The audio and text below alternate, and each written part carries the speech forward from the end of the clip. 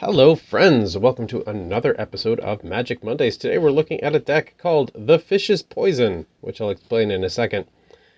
And it is with Commander Hapatra, Vizier of Poisons, legendary human cleric. When Hapatra deals combat damage to a player, you may put a -1/1 counter on target creature. Whenever you put one or more -1/1 counters on a creature, create a 1/1 green snake creature token with Death Touch. I had stopped playing Magic. I was on a bit of a Magic break when the Amonkhet block came through, so I never saw this card until very recently. I just happened to be going through trying to come up with a new deck idea to showcase for this series, and I noticed I never even looked at the Amonkhet remastered stuff. So I saw this card, and it's very Amonkhet remastered heavy. The deck is, but it's actually really fun to play, and I thought this is a good deck to showcase. The Fish's Poison. It's just a language joke. Fish in French is poisson, and I always like to joke that poisson, don't eat it, it's poisson, because, poison, whatever. 17 creatures, 10 instants, 4 sorceries, 10 artifacts, 13 enchantments, 5 planeswalkers, and 40 lands. Average mana cost of 3.6, a little bit heavier on the green than black, but it's pretty even. So what do we have in here? Like I said, lots of Amonkhet things, like Festering Mummy. When it dies, put a -1/1 counter on target creature. Ruthless Sniper. Whenever you cycle or discard a card, you may pay 1, put a -1/1 counter on target creature. I like this card in this deck a lot, because I put in some cycling stuff specifically to abuse this a little bit.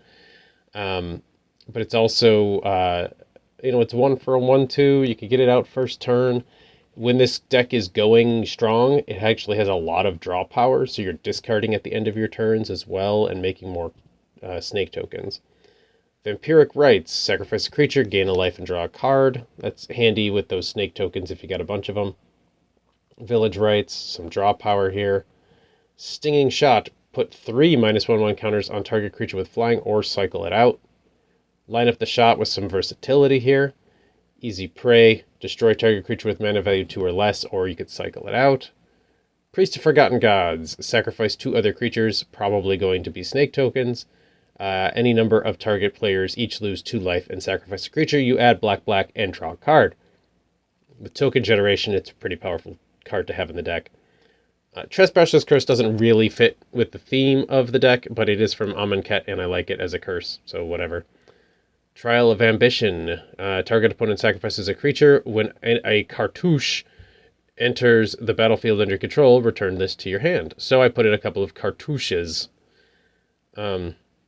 Another cycling, but also destroy an artifact. When it enters the battlefield, put 3 -1/1 counters on target creature you control. Whenever it attacks, remove a -1/1 counter from it. If you do, gain a life. So I just throw it right on this same guy. He comes in as a 1/1 for 2 mana, but he's making some snake tokens if my commander's out, and I can remove those to gain some life. Whatever.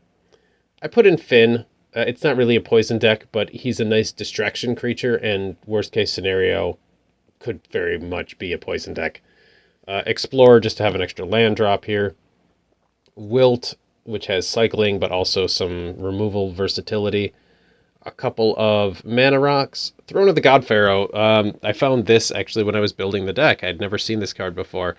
But at the beginning of your end step, each opponent loses life equal to the number of tapped creatures you control. So if you attack with a whole bunch of Death Touch snakes and they don't want to block it, then this will deal basically double damage. Sorry for the yawn. Cartouche of Ambition. Here's one of those cartouches. Put a -1/1 counter on target creature, and then enchanted creature gets +1/1 and has lifelink. Put in Gix, because it's got more draw power here. Whenever a creature deals combat damage to one of your opponents, its controller may pay 1 life if they do draw a card. So that's handy.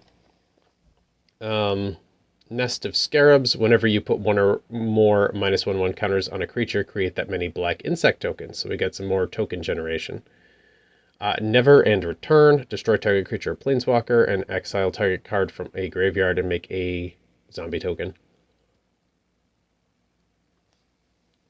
Distribute 2 1/1 counters among 1 or 2 creatures. Minus 1/1 counters, I should say. Suffocating Flames. Creatures your opponents get minus control. Get minus 1/1 until end of turn, or cycle it out. Exile up to 3 target enchantments, or cycle it out. Here's the other cartouche. You can have target creature fight a creature an opponent controls, and it gets +1/1 and trample. Some land stuff with Cultivate and Harrow. When this guy enters the battlefield, put a -1/1 counter on target creature you control. It kind of sucks, but it's also just to make another snake. I put in Peregrine Took. I'm going to make some tokens. He's also going to make you some food tokens, which you can use for life gain or draw power. Another mana rock. Journey to Eternity. Enchanted creature you control. When it dies, return to the battlefield under your control. Then return this transformed, which is a legendary land, which can return target creature from my graveyard to the battlefield. Pretty handy. I like this card a lot. The Obelisk Spider. 1/4 reach. When it deals combat damage to a creature, put a -1/1 counter on that creature. Just a great defensive card. And whenever you put 1 or more -1/1 counters on a creature, each opponent loses a life and you gain a life. Bantu's Monument to reduce black creature spell cost, and Ronus's Monument to reduce green creature spell cost. Because why not? Another mana rock here with the Phial of Galadriel. Soul Stinger. When it enters the battlefield, put 2 -1 counters on a creature I control. When it dies, you may put a -1/1 counter on target creature for each -1/1 on Soul Stinger. It's, again, not a great card. You're basically going to probably put those -1/1 counters on this Scorpion Demon, which is a cool idea, right?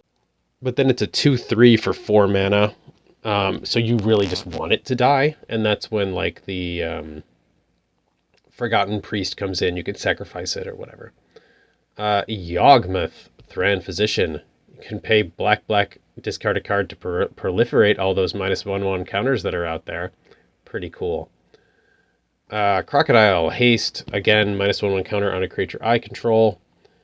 Cycling and land. And then I put in Parallel Lives. If it creates 1 or more tokens, create twice that many tokens instead. And I put in Doubling Season. If it would create 1 or more tokens, it creates twice that many tokens instead. And I put in Primal Vigor. If it would create 1 or more tokens, twice that many tokens are created instead. I want lots of snakes. That's what we're after here, is lots of snakes. Put in Toski for the draw power. Put in this Vraska Swarm's Eminence, because whenever a creature you control with Death Touch deals damage to a player or a planeswalker, put a 1/1 counter on that creature. And I'm making a lot of little snakes. Some life gain with Cosmos Elixir, some draw power with the One Ring. Whenever you cycle or discard another card, put a -1/1 counter on each creature your opponents control. Amazing.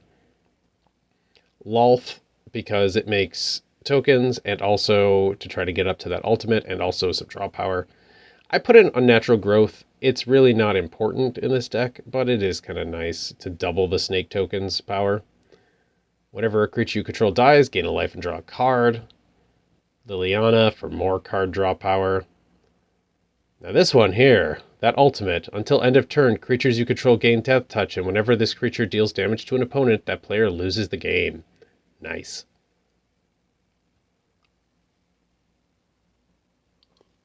Vornaclex. Put twice that many counters, so 2 -1/1 counters on a bunch of stuff. Garrick, because that ultimate is fun and it's pretty easy to get to. Creatures you control get +3/3 and have trample. But also I can make some wolf tokens. And if I have Doubling Season, I'm making a lot of wolf tokens. And again, with not Doubling Season, Unnatural Growth with doubling power, this also will double power and toughness for each creature until end of turn at the beginning of combat. I put in the Sandworm Convergence because it's making creature tokens, and also I think it's cool art, and I also just like the ability. Creatures with flying can't attack you.